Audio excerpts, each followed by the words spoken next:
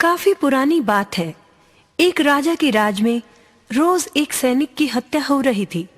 हत्या भी कहीं युद्ध में नहीं बल्कि राजमहल में हो रही थी। राजा चिंतित हो उठा। सेनापति रोज आता और महाराज को एक हत्या की खबर सुना डालता। महाराज महाराज, आज फिर राजमहल में हमारे एक सैनिक की किसी ने हत्या कर दी। कौन है ये दुष्ट? सुरक्षा व्यवस्था कड़ी की जाए। परंतु कोई नतीजा ना निकला। हत्याओं का सिलसिला जारी रहा। हालात दिन प्रतिदिन खराब हो रहे थे।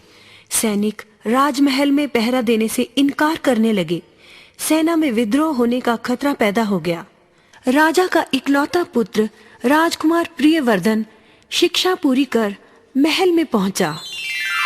पिता को उदास देखकर कारण पूछा। वह भी चिंतित हो उठा।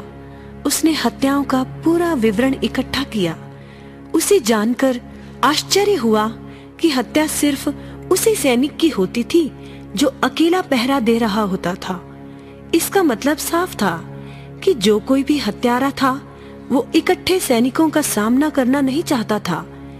राजकुमार ने सैनिकों को आज्ञा दी, अकेले कहीं खड़े ना हो, 5-5 सैनिक इकट्ठे पहरा दें। जो आज्ञा छोटे महाराज। परिणाम सुखद निकला। कई दिन बीत गए, किसी सैनिक की हत्या ना हुई। सभी खुश थे। एक दिन राजकुमार ने सेनापति को बुलाया और कहा, सेनापति, लगता है हत्यारा भाग गया है। अब खास सुरक्षा व्यवस्था हटा दें। इसकी अब कोई जरूरत नहीं। राजा बोला, ऐसा करना खतरनाक है। वह हत्यारा फिर वैसी कोशिश कर सकता है। राजकुमार ने कहा, अब वह ऐसी कोशिश नहीं करेगा पिताजी। क्षणिक सफलता पर गर्व करना उचित नहीं बेटे। अगर आपको यकीन नहीं तो ऐसा करें कि बुर्ज पर सिर्फ एक सैनिक को अकेले पहरा देने को कहें।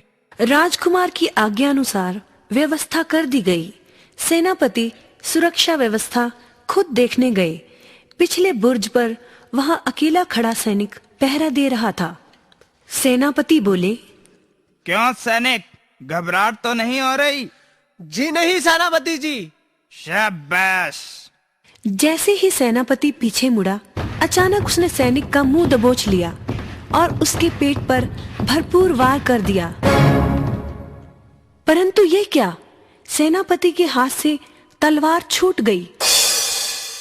क्योंकि सैनिक ने लोहे का मजबूत कवच पहना था। इससे पहले कि उसकी समझ में कुछ आता, सैनिक ने सेनापति की गर्दन पर तलवार रख दी और मुस्कुराते हुए बोला, क्यों सेनापति जी, लगता है आपने पहचाना नहीं मुझे। राजकुमार, आप?